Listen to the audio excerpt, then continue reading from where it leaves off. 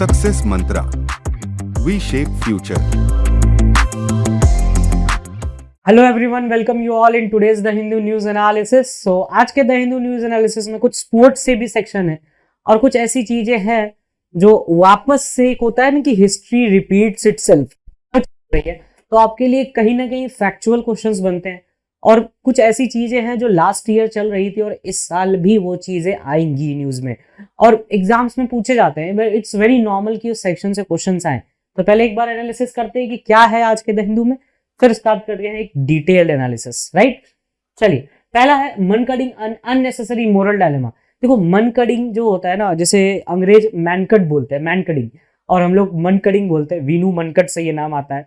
ये बेसिकली क्या होता है कि नॉन स्ट्राइकर एंड पे, जिन लोगों की क्रिकेट की समझ है उन्हें तो नॉन स्ट्राइकर एंड समझ में आ गया होगा, बट जो क्रिकेट नहीं देखते, ये मान लो यहाँ पर बैट्समैन है और ये होता है नॉन स्ट्राइकर एंड। ठीक है, यहां से अगर आप ये छोड़ते हो पिच, एक लाइन जो होती है, इस लाइन को छोड़ते हो बॉलर से पहले, तो बॉलर आपकी विकेट उड़ा सकता है और ये रन आउट मानी जाती है और आईसीसी ने इसको रन आउट माना है। बट इस पे क्वेश्चन आता है कि क्या ये एथिकली सही है, मोरली सही है ये करना, या फिर वार्निंग देकर के छोड़ दिया जाए। तो चलिए इस पे भी बात करेंगे और हमारे रविचंद्रन अश्विन इसके लिए बड़े फेमस हुए थे, है ना। चलिए स्टार्ट करते हैं, नेक्स्ट देखते हैं। India sends notice to Pakistan to amend the 1960 Indus pact. देखो अभी इस्लामाबाद जो है आपको, वो गया है आर्बिट्रेशन कोर्ट हेग में, तो आर्बिट्रेशन कोर्ट देखेंगे क्या होता है। और उसके अगेंस्ट इंडिया ने भी एक बड़ा अच्छा स्टैंड लिया है कि भाई ये जो इंडस पैक्ट है इसको अमेंड करो, बहुत हो गया, बहुत पुराना है, तुमने भी बहुत हरकतें कर दी, अब बर्दाश्त नहीं होगा। तो देखते हैं इसमें भी क्या है। थर्ड है हमारे पास India censorship machine, there has been the increased use of emergency powers in questionable grounds. देखो ये जनरली न्यूज में इसलिए आ रहा है कि सेंसरशिप की बातें, एक बीबीसी की डॉक्यूमेंट्री है, बीबीसी की डॉक्यूमेंट्री है और ये डॉक्यूमेंट्री बनी है मोदी जी पे, है ना। ये बहुत ज्यादा सर्कुलेट हो रहा है और डीयू में भी प्रोटेस्ट हुआ, इसके कारण जेएनयू में भी प्रोटेस्ट हुआ कि हम स्क्रीनिंग करेंगे, स्क्रीनिंग करने से रोका भी गया। तो चलिए वो तो खैर अलग बातें हैं। तो इसमें देखेंगे हम कि क्या सेंसरशिप का जो यूज किया जा रहा है वो सही है, और सही है तो किस हद तक सही है ना। लास्ट है हमारे पास Aditya L1, India first mission to study the sun will be launched by June July. तो एनालिसिस इंपॉर्टेंट हो जाता है, आज पढ़ लो या जून जुलाई में पढ़ लो, दोनों में किसी एक बार तो पढ़ना ही पढ़ना है। चलिए तो एनालिसिस स्टार्ट करते हैं आज का द हिंदू। ठीक है, हमारे पास सबसे पहले है मन cutting and unnecessary moral dilemma. जैसा कि हम लोगों ने देखा मन कटिंग होता क्या, एक बार और थोड़ा सा देख लेते हैं, देख लो। Let suppose it is the cricket pitch, है ना। अब यहां पर जो है ये 3 विकेटें हैं, ये हम ले लेते हैं बैट्समैन एंड। ठीक है, ये बैट्समैन यहाँ पर खड़ा रहता है, इसे हम कहते हैं, यहाँ पर भी 3 विकेट, यहाँ पर आपका ये अंपायर खड़ा है, इसे अंपायर बना देते हैं, सुंदर सा लग रहा है अंपायर हमारा। ये है इसका नॉन स्ट्राइकर एंड, है ना, नॉन स्ट्राइकर एंड पे अंपायर ये खड़ा है। अब लेट सपोज कि एक ये लिमिट होती है ना, आप इसके अंदर ही खेलोगे, आप इसके अंदर ही रहोगे। बॉलर के आने से पहले हमारा बैट्समैन जो है नॉन स्ट्राइकर एंड से छोड़ देता है पिच। ठीक है, बॉलर अच्छा भाई हमसे तेज, इन्होंने विकेट उड़ा दी, तो ये तो रन आउट है, ये प्रैक्टिकली देखा जाए तो रन आउट है, इट इज रन आउट। और इस पूरे प्रोसेस को एक टर्म से जानते हैं जिसे हम कहते हैं मन कटिंग। आई होप मन कटिंग का कॉन्सेप्ट तो क्लियर होगा। और मन कटिंग का कॉन्सेप्ट आया था वीनू मनकड के नाम से, वीनू मनकड, और इन्होंने ये काम पहली बार किया था इंडिया वर्सेस ऑस्ट्रेलिया के मैच में, और ये मैच हो रहा था 1947-48 का मैच था, जिसमें वीनू मनकड ने पहली बार ये काम किया, तो इनके नाम पे ही पड़ गया वीनू मनकड, मनकड़ी। ठीक है, अब आजकल के टाइम पे हमारे आर अश्विन जो है, जिन्होंने सीएसके के लिए भी खेला है, और रविचंद्रन अश्विन बहुत ज्यादा इसको यूज करते हैं। तो इसमें अब होता है क्या है कि अगर आप आउट करते तो आपको पूछना पड़ेगा कैप्टन से, कैप्टन इसमें रिस्पॉन्सिबल होता है कि वो बताता है कि हाँ ठीक है भाई आउट लेना है नहीं लेना है, कुछ लोग छोड़ भी देते हैं। तो यहाँ पर एक क्वेश्चन आता है आपको घूम फिर के कि क्या ये मोरली या फिर कहो कि स्पोर्ट्स एथिक्स के कहां तक खिलाफ है। कि एक होता है कि भाई स्पोर्ट्स है जिसमें एक एथिकल गेम होता है, स्पोर्ट जेंटलमैन स्पोर्ट्स बोलते हैं, क्रिकेट को हम जेंटलमैन्स गेम बोलते हैं, तो स्पोर्ट्स एथिक्स के कितने खिलाफ है ये चीज करना, तो उस बारे में बहुत ज्यादा रहता है। तो इसमें फैक्चुअली तो आप लोगों ने काफी चीजें देख ली, आई होप कि यहाँ पे कॉन्सेप्ट भी समझ में आया हो। तो चलिए देखते हैं कि एनालिसिस में क्या क्या चीजें हैं हमारे लिए, है ना। वाइड न्यूज, द मेरीलेबॉर्न या मेलबॉर्न जिसको बोलते हो, Melbourne cricket club has made mankading a normal mode of running out non striker international cricket. ये रिसेंटली हुआ है, आपको नवंबर में, अक्टूबर नवंबर का टाइम था, 1 अक्टूबर या 1 नवंबर की डेट है, एक बार क्रॉस चेक करना। उस टाइम पे ही मेलबॉर्न क्रिकेट ग्राउंड जो एमसीसी है, उन्होंने कहा कि नॉन स्ट्राइकर इनसे गिल्ली उड़ जाए समझो आउट। ये देखो यहाँ पर हो रहा है, ये अफगानिस्तान का प्लेयर है आई गेस, हाँ ये अफगानिस्तान की प्लेयर है, और ये हमारे वीनू मनकट साहब। अच्छा ये देखो यहाँ से कि डिटेल्स क्या है, the term originated when Indian cricketer Vinoo Mankad run out Australian player for backing out of the crease. उसे क्रीज बोलते, क्रीज से बाहर निकल गए, जैसे ये हम लोगों ने किया ना, ये लाइन जो होती है इसे हम कहते हैं क्रीज। द चेंजेस क्या है, the practice has been move from law 41 unfair play to law 31 run out making it practically illegal. तो यहां से एक क्वेश्चन आता है आपके लिए कि जो आईसीसी का जो रूल्स है, लॉ 41 किसके बारे में बताता है, अनफेयर प्ले, ये याद रखने वाली चीज है, और लॉ 38 बताता है हमें रन आउट्स के बारे में। तो इस टाइप के क्वेश्चंस आ सकते हैं, which of the following laws were in news regarding the ICC which is related to the unfair play. 41, 42, 38, 37 आ जाएगा, कंफ्यूज कर जाएगा, भाई ये क्या पूछ दिया, क्या आईसीसी के सारे नियम याद रखने हैं, बिल्कुल नहीं। करंट अफेयर्स में चल रहा है तो अनफेयर प्ले के लिए लॉ 41 और रन आउट के लिए लॉ 38 काम करता है, ठीक है। अच्छा इसके बाद और क्या क्या है, Vinoo Mankad as cricketer who appeared in 44 test matches in India, mankading इनके ही नाम पे था। Reason the practice will give non striker less yard to take run out. अब क्या होता है नहीं, जैसे मान लो कि मैं यहाँ पे खड़ा हूँ, ठीक है, अब यहाँ से एक लाइन है कि हाँ इसके आगे मुझे नहीं जाना है, अब बॉलर से पहले ही हम यहाँ निकल गए तो मेरे पास एक स्टेप, पूरा पूरा एक स्टेप आगे निकल गए हम। अब बॉलर जब बॉल फेंकेगा, उधर से सिंगल लेना है तो सिंगल लेने में आसानी होगी, क्योंकि मैंने एक पर्टिकुलर, लेट्स सपोज कि इतना डिस्टेंस मैंने कवर पहले ही कर लिया बॉल फेंकने से पहले, तो मेरे लिए बेनिफिट है वहां पे। तो वहां पर इस बेनिफिट को काटने के लिए बॉलर को लॉस होता है, भाई यार फेंकी नहीं तो निकल गया पहले ही, तो इस चीज को कर्व करने के लिए हम लोगों ने ये काम किया कि भाई ये चीज गलत है, ये गलत है, बट अब नॉर्मली इसको कहा गया कि रन आउट गुड है, ठीक है। MCC is the world's most active cricket club in the guardian of the laws, जो कि गार्डियन भी रहा है, और most active Melbourne cricket ground जो होता है, जो आप जानते हो मेलबर्न क्रिकेट क्लब, ये one of the active cricket club है वर्ल्ड का, ठीक है। तो आई होप कि इस इमेज से काफी कुछ चीजें क्लियर हुई होंगी। चलिए अब नेक्स्ट देखते हैं कि इसमें और क्या क्या है हमारे पास। The term mankading refer to the bowler running out of batters at the non striker end before they deliver the ball. ऐसे क्वेश्चंस पूछे जाते हैं, किसी भी एग्जाम में पूछे जा सकते हैं, it's very okay. Laws on mankading, Melbourne cricket club is the custodian of the laws of cricket. तो एक क्वेश्चन इनडायरेक्टली डायरेक्टली यहां बनता है कि the custodian of laws of cricket, which of the following is the custodian of laws of cricket. आप 110% मेरी guarantee है, आप एक नाम टिक करके आओगे और वो नाम होगा आईसीसी, बट है कौन, एमसीसी, मेलबर्न क्रिकेट क्लब, ठीक है। स्ट्राइकर रूम लॉ 41 से हटा के लॉ 38 में डाल दिया, जो कि बहुत सिंपल सी बात है, जो हम लोगों ने अभी जस्ट थोड़ी देर पहले भी देखा। वीनू मनकट के नाम पे है, वो ऑलराउंडर रह चुके, 47-48 का क्रिकेट मैच है, इसके बारे में अभी तुरंत मैंने आप लोगों को बताया। और आईसीसी कह लो या MCC, do not use that word officially, ना ही आईसीसी ना एमसीसी ऑफिशियली इन वर्ड्स को यूज करता है। हम लोगों का एक स्लैंग बन गया कि वीनू मनकट ने पहली बार दिया तो हम वन मनकडिंग बोलते हैं भाई साहब, ठीक है। चलिए नेक्स्ट टॉपिक हमारे पास, India sends notice to Pakistan to amend the Indus pact. देखिए इंडस पैक्ट क्या होता है, इंडस वाटर ट्रीटी जो है एक बड़ी इंपॉर्टेंट ट्रीटी है, थोड़ा सा देखते हैं।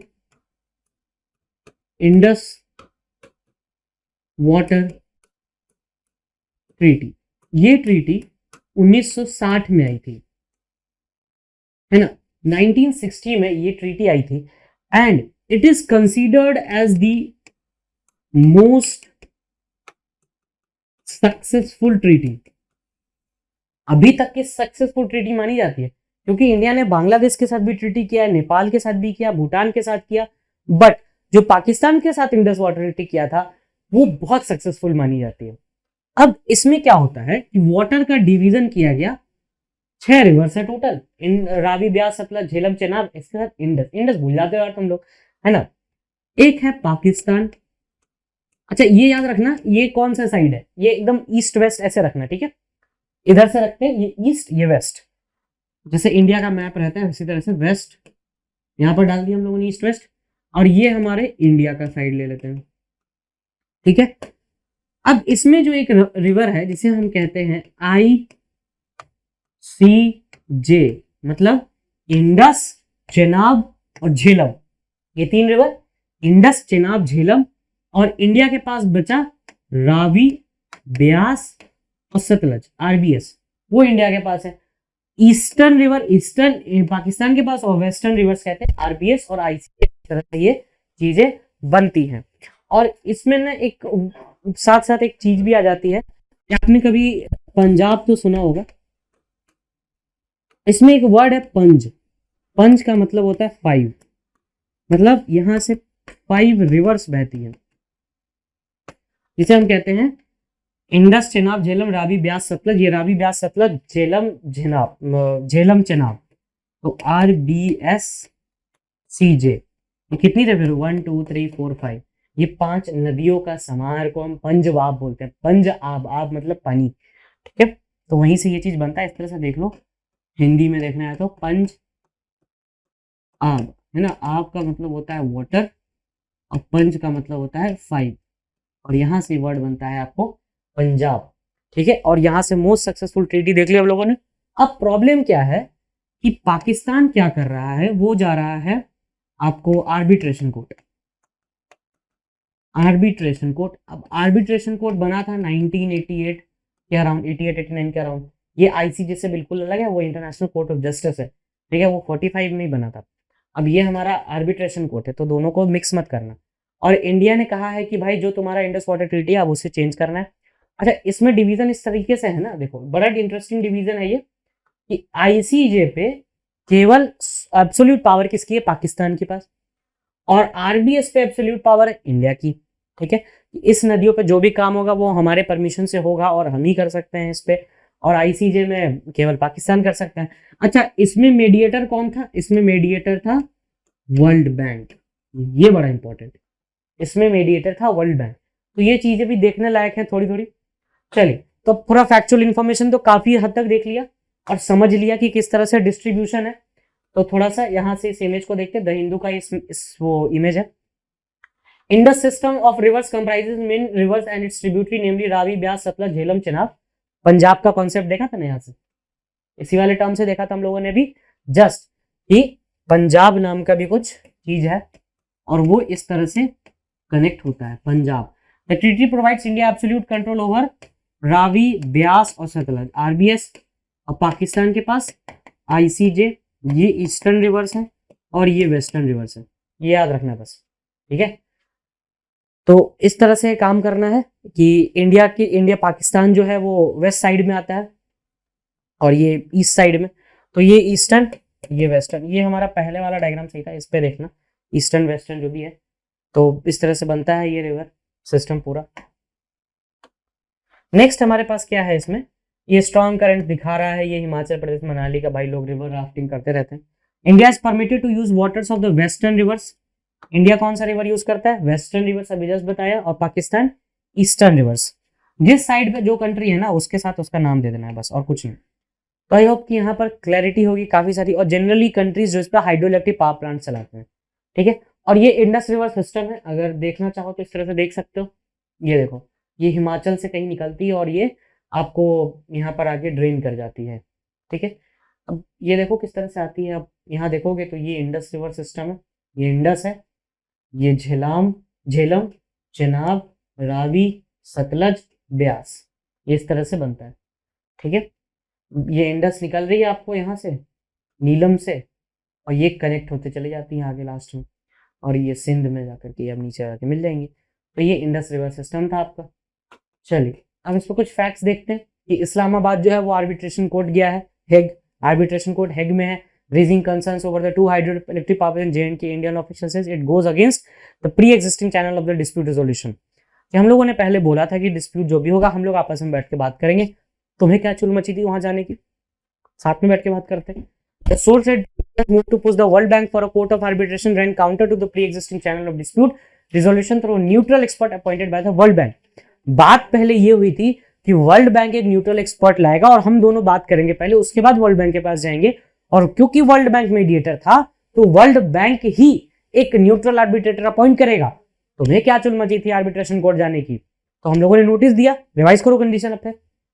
तो Indus water treaty was sign, अच्छा ये साइन किसके बीच हुई थी? प्राइम मिनिस्टर थे उस टाइम इंडिया के जवाहरलाल नेहरू, पंडित नेहरू, और प्रेसिडेंट थे पाकिस्तान के अयूब खान, जनरल अयूब खान। ये आर्मी जनरल थे उस टाइम के, आर्मी जनरल अयूब खान वो थे। और इस टाइम पे वर्ल्ड बैंक का वाइस प्रेसिडेंट था WAB एलिफ।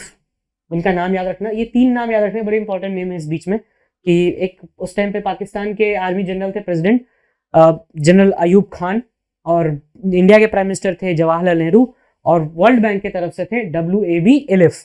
तो ये 3 लोगों ने मिलकर ये ट्रीटी साइन की थी। और बात सिंपल इतनी हुई थी कि कोई भी डिस्प्यूट होता है तो वर्ल्ड बैंक जो है एक न्यूट्रल आर्बिट्रेटर लाके दे देगा और हम उसके थ्रू अपना डिस्प्यूट सॉल्व करेंगे। लेकिन तुमने क्या किया, तुम कहां चले गए? Court of arbitration. तो हमें एक बात करनी पड़ेगी कि कोर्ट ऑफ आर्बिट्रेशन क्या होता है, और ये टॉपिक ऑटोमेटिकली आपका लीगल का टॉपिक बन जाता है ना। प्रेजेंट डेवलपमेंट देखते हैं क्या क्या चीजें बन रही है इंडिया की तरफ से। तो सतलज पे हमने भाखड़ा नागला डैम बनाया, और पोंग एंड पंदो डैम बनाया, ब्यास रिवर पे तहीन Ranjit Sagar on the river Ravi. ठीक है, ये हमारे कुछ डेवलपमेंट्स है। कोर्ट ऑफ आर्बिट्रेशन, देखो परमानेंट कोर्ट ऑफ आर्बिट्रेशन जो है वो 1899 में बना हेग नीदरलैंड्स में। रूलिंग इसका बाइंडिंग नेचर का होता है, बट एक चीज इंपॉर्टेंट है, ये एनफोर्सिएबल कभी नहीं होगा, not enforceable by arbitration court. मतलब आर्बिट्रेशन कोर्ट के पास इसको एनफोर्स करने की पावर नहीं है। इसका मतलब ये हो गया हमारे पास पावर है बट नहीं है। ये एक मीम था ना, तेरे पास है लेकिन तुझे पता नहीं है। इसलिए वही बात है कि तो you have a power and ruling of binding nature but you do not have power to enforce the ruling. अब ये इसलिए नहीं दी जाती है इन्हें पावर्स क्योंकि देखो मॉडर्न डे डेमोक्रेसी में कंट्रीज जो हैं वो किस कैरेक्टर के होते हैं? Sovereign character. सोवरेन कैरेक्टर का मतलब होता है बाहर के किसी भी दबाव से हम स्वतंत्र हैं, है ना। तो वैसे ही यहां पर है, अगर ये एनफोर्स करने लग गया आपने रूलिंग तो काहे के सोवरेन। तो ये चीज प्रॉब्लमेटिक है थोड़ा सा, तो इसको यहां से देखना। चलिए नेक्स्ट देखते हैं। Permanent court of arbitration generally ये 6 तरीकों के डिस्प्यूट सॉल्व करता है: arbitration, मेडिएशन, guest tribunals, appointing authorities, fact findings and hearing facilities, ये सब चीजें होते हैं। और आर्बिट्रेशन बेसिकली होता है, देखो आर्बिट्रेशन की अगर बात करोगे तो आर्बिट्रेशन में क्या होता है कि एक थर्ड पार्टी अपॉइंट होता है और वो 2 लोगों के बीच में बैठ के बात कराता है, भाई बैठ ले बात कर लो, सुलह करवाते हैं। ठीक है, कभी जब लॉ करिएगा तो करिएगा, आर्बिट्रेशन के बहुत सारी चीजें देखने को मिलती है। आर्बिट्रेशन देखो 2 तरीके से होता है, एक तो मैंडेटरी आर्बिट्रेशन और एक होता है वॉलेंटरी आर्बिट्रेशन।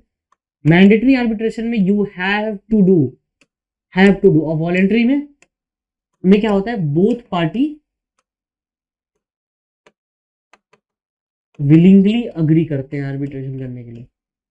तो ये चीज याद रखना आर्बिट्रेशन में अगर आपको लीगल के क्वेश्चंस आते हैं। और ये आर्बिट्रेशन वाला एस्पेक्ट जो है ना वो लीगल का भी टॉपिक है, वो हर जगह पूछा जा सकता है। इट्स लाइक एनीथिंग, पूछा भी गया है परमानेंट कोर्ट ऑफ आर्बिट्रेशन के से लगा के questions. They are no permanent जजेस नहीं होते हैं, अनलाइक द ICJ जिसमें 15 परमानेंट जजेस होंगे, 15 लोग होते हैं जज, उसमें 9 साल के लिए अपॉइंटमेंट होती है। PCS ऑर्गेनाइज इनटू 3 पार्ट्स, एक एडमिनिस्ट्रेटिव काउंसिल होता है जो पॉलिसीज एंड बजट्स को देखता है, मेंबर ऑफ कोर्ट होता है, panel of independent potential arbitrators होते हैं, इंटरनेशनल ब्यूरो होता है, इसमें सेक्रेटरी और सेक्रेटरी जनरल हेड करता है। India is a PCA member, permanent court of arbitration member है। 1950 में हम लोगों ने ट्रीटी ऑफ 1899 जिसमें 15 परमानेंट कोर्ट ऑफ आर्बिट्रेशन आया था उसको हम लोगों ने रेटिफाई भी किया था। ठीक है, अच्छा सेकंड हेग पीस से 1907 में रिवाइज हुआ। First permanent piece conference Hague में हुआ था 1899 और इसी कॉन्फ्रेंस से कोर्ट ऑफ आर्बिट्रेशन भी बना। ठीक है, to become a PCA member countries must sign and ratify, जो कि इंडिया कर चुका है। इंडिया कौन कौन से केसेस लेके जा चुका है अभी तक? एनरिका लेक्सी केस, ये बहुत चला था ये केस बीच में भी। ये एनरिका लेक्सी एक बेसिकली एक शिप का नाम है जो इटालियन मरीनर्स का केस हुआ था, जिसमें इटालियन मरीनर्स ने इंडियन फिशरमैन को मारा था। तो उनके अगेंस्ट कॉम्पनसेशन भी लगा था कि सर 5 लाख रुपए पर फिशरमैन हुआ था। देखना कभी, 2 Italian mariners off the coast of India, the tribunal ordered Italy to pay compensation to India. Tribunal ने ऑर्डर किया था कि भाई कॉम्पनसेशन दो। एनरिका लेक्सी केस वही है। इस पे ना IPC का सेक्शन आ जाता है, सेक्शन 3-4, पढ़ना कभी मजा आएगा। IPC का सेक्शन 3-4 मन हो तो पढ़ना इस पे। सेक्शन 3 और 4 जब पढ़ोगे IPC का तो उसमें लैंडमार्क केस आता है एनरिका लेक्सी केस। ठीक है, हर कोई पढ़ा जाता है उस टाइम पे। अब Bangladesh was awarded 19,460 square kilometers of इतने square of kilometers of land. तो Bay of Bengal and Bangladesh versus India, Bay of Bengal, ये land boundary agreement between India and Bangladesh, जो इंडिया का 100th कॉन्स्टिट्यूशनल अमेंडमेंट भी है। तो ये चीज भी देखना, लैंड बाउंड्री एग्रीमेंट। तो ऐसी ऐसी चीजें हुई हैं अभी तक इंडिया में, जो हम लोगों ने आर्बिट्रेशन कोर्ट में लेके जा चुके हैं। 1899 1907 का पीस कॉन्फ्रेंस है, तो ये चीजें याद रखने वाली हैं। चलिए नेक्स्ट देखते हैं। Indian government lost an arbitration dispute against oil company Cairn black at the permanent court of and has been ordered to pay UK firm 8,842 crore रुपए। हम लोगों ने केस हारा भी है और 2 जीता भी है, तो ये चीज देखने लायक, देखना इसको, मजा आएगा। इंडिया सेंसरशिप मशीन, ये आपका उससे रिलेटेड है, पूरा बीबीसी डॉक्यूमेंट्री जो चल रही है मोदी जी पे, उस पे ऊपर बहुत ज्यादा कलेश है कि भाई गवर्नमेंट अपने हिसाब से बैन करे जाती है, हमें पता ही नहीं चलता बैन कर दे तो किस क्या कौन सा आप हमारा फंडामेंटल राइट खींच रहे हो, है ना। तो ये चीज भी है। और इसमें मिनिस्ट्री कौन सी आएगी, इस टाइप में कोई भी मिनिस्ट्री है, ministry of information and broadcasting. अच्छा, एक और मिनिस्ट्री इसमें कनेक्ट हो जाएगा, that is the ministry of information technology. ठीक है, मोदी क्वेश्चन विद इन, ये वही है, इंडिया डॉक्यूमेंट्री है, India the Modi question with in India, ये डॉक्यूमेंट्री का नाम है, ये डॉक्यूमेंट्री याद रखना नाम। These orders were made using the emergency powers, ये जो सेंसरशिप के पावर्स लगाए गए वो इमरजेंसी पावर लगाए सेक्शन 69A के अंदर। और सेक्शन 69A वाला जो एक बड़ा इंपॉर्टेंट केस होता है, जिसे हम कहते हैं श्रेया सिंघल केस। श्रेया सिंघल का केस आया था, श्रेया सिंघल जजमेंट बहुत फेमस है आईटी एक्ट की जब बात होती है, 2000 की आईटी एक्ट, तो उसमें भी ये चीज आती है। खैर इसमें आप डॉक्यूमेंट्री का नाम याद रखिए, ये पावर का याद रखिए किस सेक्शन में है, और इस सेक्शन से रिलेटेड रैगमार्ट केस है जिसे हम कहते हैं श्रेया सिंघल। और ये जो टॉपिक है ना बीबीसी वाला, ये आपको एक्सप्लिसिटली लीगल और सीए के लिए, सीए लीगल नहीं, लीगल और सीए के लिए टॉपिक है। लीगल के ज्यादा वेटेज रख सकता है ये सेक्शन अगर आता है तो। हाउ द गवर्नमेंट इंश्योर कैसे करती है, 2011 में मिटी ने इन्फॉर्म किया था कि जो भी रेडिकल चेंजेस हो रहे हैं इसमें, this can be centralization executive power, और 2021 में अमेंड किए गए rules. It also required news publishers to follow, इन्होंने कहा कि एक मोरल कोड ऑफ कंडक्ट होगा जिसे आपको फॉलो करना पड़ेगा, नहीं तो सेंसर लग जाएगा, तो इसी को वेग कहा जा रहा है।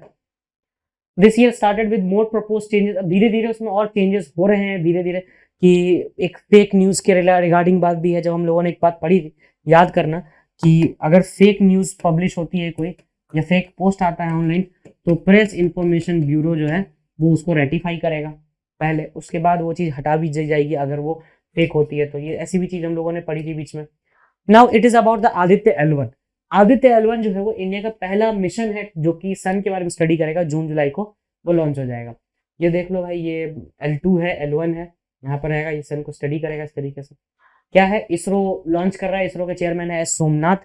फर्स्ट सोलर मिशन इंडिया का आदित्य L1 मिशन, वो जून जुलाई में इस साल लाइकली है कि वो लॉन्च हो जाएगा। Visual line emission chronograph payload है, 1 of 7 payloads on the board Aditya L1। जो मेन हैंडओवर सेरेमनी होगा वो उसमें ये बात बताया उन्होंने कि भाई साहब ये आदित्य L1 जो है वो जून जुलाई में लॉन्च किया जा सकता है। आदित्य इन संस्कृत में इनका मतलब होता है सन, आदित्य का मतलब ही होता है सूरज, है ना। It's a plant chronography spacecraft to study the solar atmosphere, solar corona and outermost part. Solar corona जो आउटर मोस्ट पार्ट होता है और जो मिडिल पार्ट होता है कोरोना, उसको बोलते हैं। It is currently being design and developed by ISRO and various other Indian research institutes. थोड़ी सी बातें और खुलेंगी जैसे जैसे वो आदित्य L1 लॉन्च की डेट आएगी। वैसे कॉन्सेप्चुलाइज 2008 में किया गया था और इनिशियली वेट था 400 kg सैटेलाइट का। मिशन ऑब्जेक्टिव क्या है, broaden and its new intent to comprehensive observatory. पहले छोटी छोटी बातें थी, अब बड़ा कर दिया इन्होंने, जैसे टाइम बढ़ेगा। और L1 इसका मतलब होता है Lagrange point. L1 is about 1.5 million kilometer है अर्थ से, between earth and sun, so renamed as Aditya L1। ठीक है, नेक्स्ट है हमारे पास ये Lagrange points are position in space where object sent tend to stay there as the gravitation pull. ये basically क्या होता है, जैसे मान लो कि एक ऑब्जेक्ट यहाँ है, एक ऑब्जेक्ट यहाँ है, अगर L1 डिस्टेंस पे है तो ये पुल करेगा एक दूसरे को और वहां पे वो स्टेबल रहेगा, तो मदद मिलती है रिसर्च में। Gravitation pull of two large masses precisely equal in centimeter force required for smaller object to move them, तो इजी रह जाता है चीजों को स्टेबल करने में। These points in space can be used by spacecraft, fuel consumption के लिए भी काम आता है क्योंकि ग्रेविटेशनल पुल से हमारा काम हो रहा है। The first Lagrange point of the Sun Earth system L1 orbit allows Aditya L1 to took the Sun continuously। वो बराबर है कि वो देखता रहेगा अपना, आराम से सेंटीमीटर फोर्स लगेगा। देखो ना पीछे इमेज थी तो हमारे पास L1 L2 और ये बड़ा मास, ठीक है, तो ये हेल्प करेगा कि भाई वो पुल्स, ग्रेविटेशनल पुल्स उसको पकड़ के रखेगा। स्पेसक्राफ्ट स्टडी करेगा कोरोनल हीटिंग के बारे में, यूवी रेस के बारे में, और it will continuously observe the photosphere, chromosphere and corona, ये सन के जो स्फीयर्स होते हैं। अब इसमें और कौन सा इंस्टीट्यूट है, इंडियन इंस्टीट्यूट ऑफ एस्ट्रोफिजिक्स, ये इसमें काम करेगा। और VELC पेलोड जिसको कल दिया जा रहा था, VELC can image its as close as 1.05 times the solar radius. कितनी गहराई तक इमेज ले सकता है, उसकी बात की गई है। Other 6 payloads are being developed by ISRO and other scientific institutions. तो ओवरऑल जब बात की जाए कि इस सेक्शन में आपको जो करना है वो आदित्य L1 के बारे में थोड़ा सा पढ़ लेना, जितना बताया है, थोड़ा बहुत डेटास पता कर लेना। अच्छा, इसमें जो सबसे इंपॉर्टेंट है कि you have to be updated in the upcoming times, क्योंकि जैसे जैसे वो पेलोड्स के बारे में इंफॉर्मेशन देंगे आपको पता होना चाहिए। And June July will covering every payloads, like 6 payloads होंगे, तो 6 पेलोड्स के बारे में हम अच्छे से जान पाएंगे। Now it is invisible boundaries visible apathy, ये महाराष्ट्र और कर्नाटका के बीच का जो डिस्प्यूट है बाउंड्री, उसके बारे में पढ़ना। पहले भी बहुत बार में डिस्कशन किया हुआ इस चीज टॉपिक का, तो अभी की बात आएगी तो ये आर्टिकल पढ़ना सफिशिएंट क्लियर हो जाएंगे। ये चीजें एक कहानी के फॉर्म में दी हुई, इसी बहाने आपकी थोड़ी सी इंग्लिश रीडिंग भी होगी। अच्छा, ये self sufficiency, India's military strength and the key role of women in arm forces were in the spotlight 74th republic day. अच्छा, ये तो हर किसी को पता होगा, इसका नाम है कर्तव्य पथ, है ना, उसका जनपद का नाम कर दिया था। Anti westism is the hostility to discrimination against which ethnic groups, Jews है इसका आंसर। इंडिया शेयर्स इतना लॉन्ग बाउंड्री। अच्छा, ऐसे क्वेश्चंस बहुत आते हैं, लोग पूछते हैं कि सर भूटान के रिलेशन है तो क्या क्या पढ़े, इस टाइप के क्वेश्चंस पढ़ो। बॉर्डर लेंथ, कितनी बॉर्डर शेयर होती है म्यांमार से या फिर अरुणाचल से, तो कितने स्टेट्स आते हैं, ये भी जरूरी है। Now this is about the second highest civilian. अच्छा, पद्म विभूषण होगा, इसमें स्पेशली मैंने ये डाल दिया कि देख लो भाई 3 कैटेगरीज में है, पद्म विभूषण, पद्म भूषण, पद्मश्री, ये 3 ऐसे चलते हैं, डिस्टिंग्विश्ड सर्विस। ठीक है। कोविड-19 वैक्सीन इंट्रानेशनल है, ये तो बहुत पहले की न्यूज है, आज की है भी नहीं है। सो आज के लिए इतना ही, thank you, that's all from my side, and if you very doubt just mention the comment section. Thank you.